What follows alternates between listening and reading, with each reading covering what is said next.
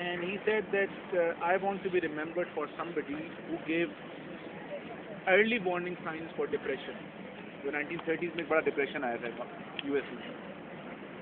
I think it all boils down to very simple things in life.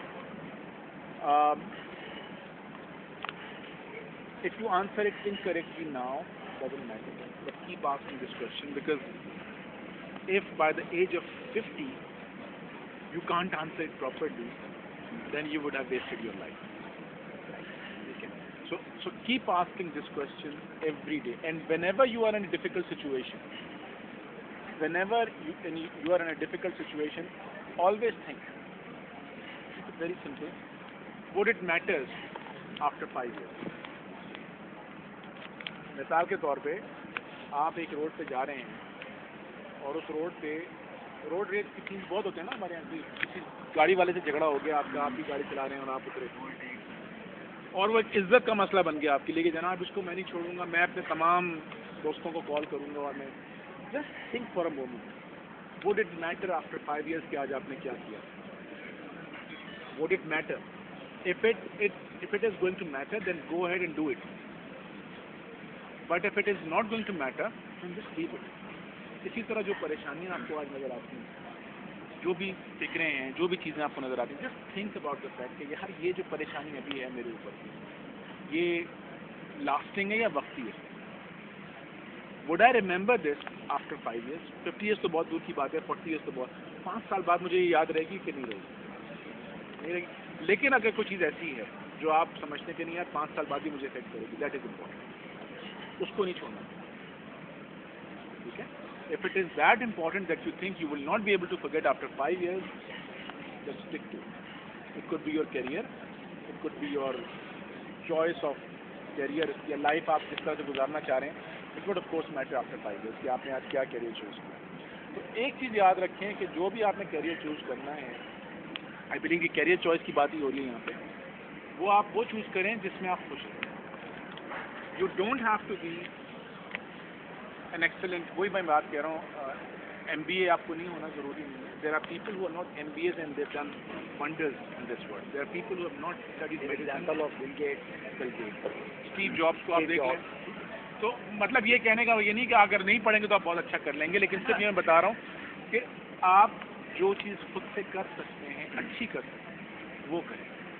If you think you are a good painter, be a painter यार. You don't need to be an economist, you don't need to study business.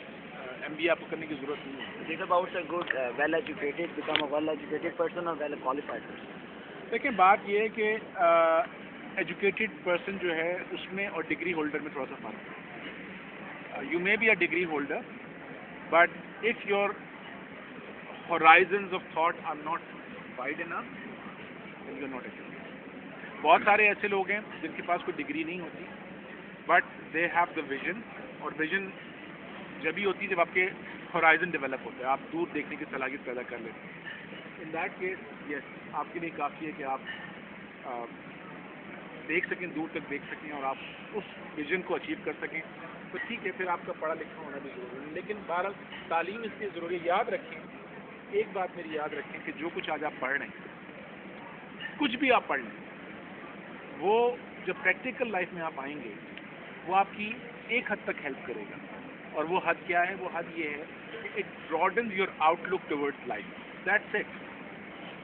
ठीक है? अगर आप MBA करके समझ रहे हैं कि आप बिजनेस वर्ल्ड में इनकलाब जाएंगे, कुछ ऐसा नहीं. वो जो आप पढ़ रहे हैं वो काफ़ी नहीं है.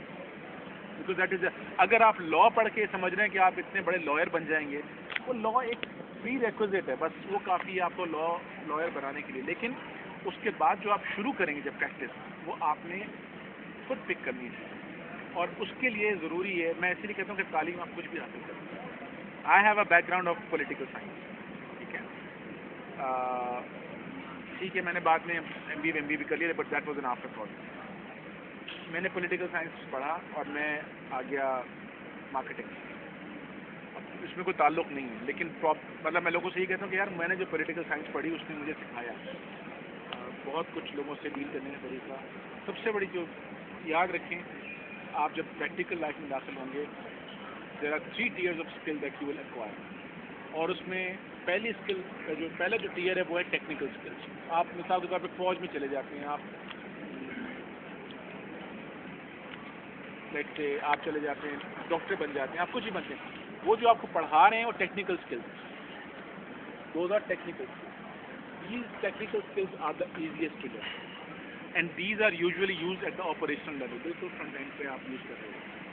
But as you progress, the second level of skills that you have to acquire are conceptual skills. Concepts clear होने चाहिए आपके। Conceptual skills क्या होती हैं कि आपको ये फ़र्क पता हो कि यार ये चीज़ जो मैं करने जा रहा हूँ इसका एंड रिज़ल्ट ये होगा और मैं रूल्स को छोड़ सकता हूँ यहाँ पे या नहीं, या स्टिक करना चाहिए ये करनी। सॉरी, अभी रनिंग आउट ऑफ टाइम, तो मुझे बेल की आवाज़ आई। Are we running out of time?